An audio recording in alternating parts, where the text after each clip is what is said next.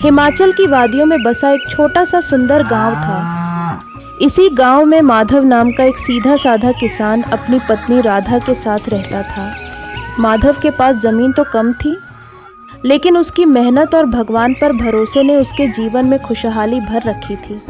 एक सुबह जब धान की रोपाई का समय था, सूरज की पहली किरण के साथ गांव में चहल पहल शुरू हो गई। माधव अपने हल और बैलों के साथ खेत पर जाने के लिए तैयार था। उसने अपनी पत्नी से कहा, राधा, मैं खेत की तरफ निकल रहा हूँ। आज बहुत काम है, तो तुम दोपहर का भोजन लेकर वहीं आ जाना। और हाँ, अगर हो सके तो ठंडा छाछ भी लेते आना, गर्मी बहुत है। आप निश्चिंत होकर जाइए, मैं समय पर खाना और ताज़ी छाछ लेकर पहुँच जाऊंगी। माधव खेत में पहुंचकर जी जान से काम में जुट गया। अभी कुछ ही घंटे बीते थे कि खेत की पगडंडी पर दो लोग आते दिखाई दिए। वे और कोई नहीं, इलाके के ठाकुर गजेंद्र सिंह और उनका खास मुंशी दीनदयाल। इसके छोटे से खेत में भी गजब की पैदावार होती है। इस बार इसकी फसल की चमक दूर दूर तक है। क्यों ना हम इसकी पूरी फसल अभी ही तय कर लें? बेचारा गरीब है, 2 पैसे ज्यादा मिलेंगे तो आपको दुआएं देगा। ठाकुर साहब को बात पसंद आई। उन्होंने कहा, ठीक है दीनदयाल, उसे बुलाओ। मुंशी ने आवाज लगाई, ओ माधव, इधर आ, ठाकुर साहब तुझसे कुछ बात करना चाहते हैं। माधव हाथ पैर धोकर उनके पास पहुंचा। माधव, सुना है तुम्हारी फसल इस बार सोने जैसी चमक रही है। क्या तुम अपनी पूरी उपज हमें बेचना चाहोगे? हम तुम्हें बाजार से भी बेहतर दाम देंगे और कटाई में मद के लिए मजदूर भी भेज देंगे। माधव की खुशी का ठिकाना न रहा। उसने कहा, हुजूर, ये तो मेरा सौभाग्य होगा। जब फसल पूरी तरह तैयार हो जाएगी, मैं आपको खबर भिजवा दूंगा। ठाकुर साहब मुस्कुराते हुए वहां से चले गए। थोड़ी देर बाद राधा खाना लेकर खेत पर आई। माधव ने उसे सारी बात बताई। राधा की आंखों में चमक आ गई। मैंने कहा था ना, ईश्वर हमारी मेहनत को बेकार नहीं जाने देगा। माता रानी की कृपा से अब हमारे घर के सारे दुख दूर हो जाएंगे। दोनों ने साथ बैठकर खाना खाया और फिर घर लौट आए। दिन बीतते गए और फसल पककर तैयार हो गई। अगली सुबह ठाकुर साहब के आदमी आए। देखते ही देखते 8 बड़ी बोरियां अनाज से भर दी गईं। उस रात माधव और राधा बहुत सुकून की नींद सो रहे थे। आधी रात को अंधेरे का फायदा उठाकर कुछ साए माधव के घर के पीछे वाले गोदाम की तरफ बढ़े। वे चोर थे जिन्हें किसी ने माधव के घर का रास्ता समझाया था। अगली सुबह जब राधा उठी और गोदाम का दरवाजा खुला देखा, उठिए जी, गजब हो गया, सब कुछ लुट गया। माधव हड़बड़ाकर उठा। क्या हुआ राधा, इतनी परेशान क्यों हो? गोदाम खाली पड़ा है, कोई हमारी पूरी फसल चुरा ले गया। माधव भागकर गोदाम पहुंचा। वहां सिर्फ खाली जमीन थी। तभी ठाकुर के आदमी और मुंशी दीनदयाल वहां पहुंच गए। अरे माधव, बोरियां तैयार हैं, ठाकुर साहब इंतजार कर रहे हैं। मुंशी जी, रात को चोरी हो गई, एक दाना भी नहीं बचा। उसने हकलाते हुए कहा। क्या चोरी? कहीं तुमने किसी और को ज्यादा पैसे में तो नहीं बेच दी? अगली सुबह माधव को ठाकुर साहब के सामने पेश किया गया।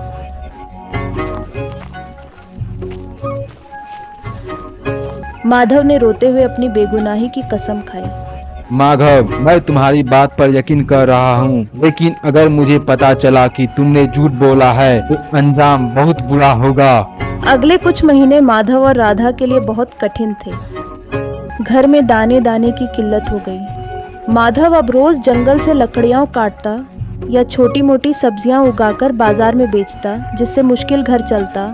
माधव उदास बैठा सूखी रोटी खा रहा था। उसने थाली में रखे अचार का एक टुकड़ा लिया और उसे खाते ही उसके दिमाग में एक विचार आया।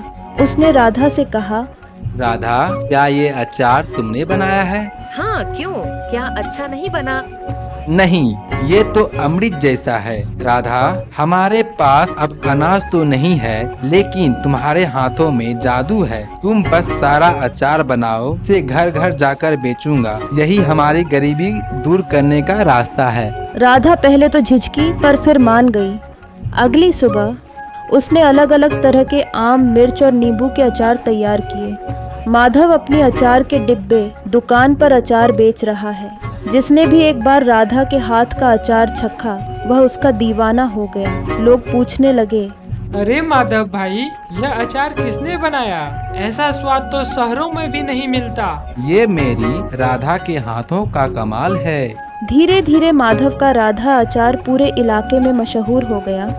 अब माधव ने गांव के चौक पर एक छोटी सी दुकान भी खोल ली। अगली सुबह एक दिन ठाकुर साहब की सवारी माधव की दुकान के सामने से गुजरी। उन्होंने भीड़ देखी तो रुक गए।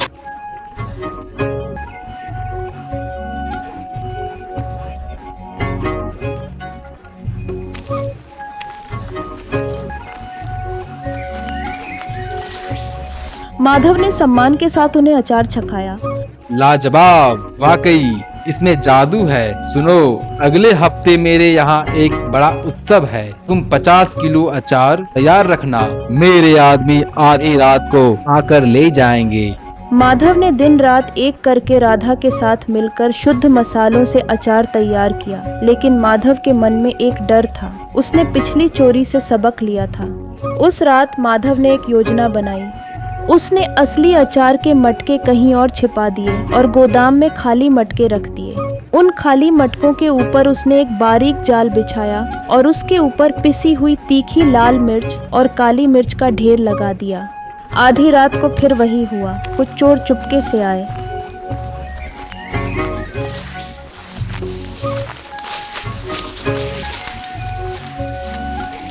जैसे ही उन्होंने मटके उठाने के लिए हाथ डाला, ऊपर से भारी मात्रा में लाल मिर्च उनकी आंखों और चेहरे पर गिरी।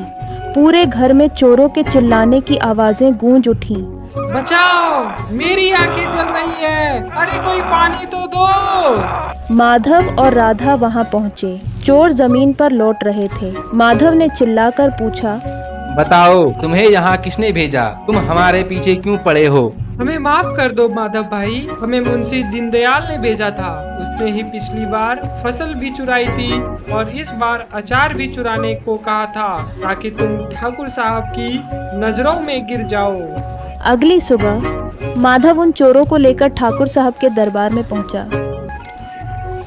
वहां मुंशी दीनदयाल पहले से ही ठाकुर के कान भर रहा था कि माधव ने फिर से सामान गायब कर दिया होगा। माधव ने ठाकुर साहब को सारी सच्चाई बताई और चोरों से गवाही दिलवाई। मुंशी दीनदयाल का चेहरा सफेद पड़ गया। ठाकुर साहब का गुस्सा 7वें आसमान पर था। उन्होंने कड़क कर कहा, दीनदयाल, तुमने मेरे भरोसों का कत्ल किया है। तुमने एक मेहनती किसान को बर्बाद करने की कोशिश की। ठाकुर साहब ने माधव से माफी मांगी और उसकी फसल का पूरा हर्जाना भी दिया। साथ ही उन्होंने माधव के अचार के कारोबार को शहर तक पहुंचाने में मदद करने का वादा किया। माधव और राधा की मेहनत रंग लाई। गांव में माधव का नाम एक बड़े व्यापारी के रूप में लिया जाता है, लेकिन वह आज भी वही विनम्र किसान है जो मानता है कि ईमानदारी और एकता में ही असली बल है। बुराई चाहे कितनी भी ताकतवर क्यों न हो, सच्चाई और बुद्धि के सामने उसे हारना ही पड़ता है।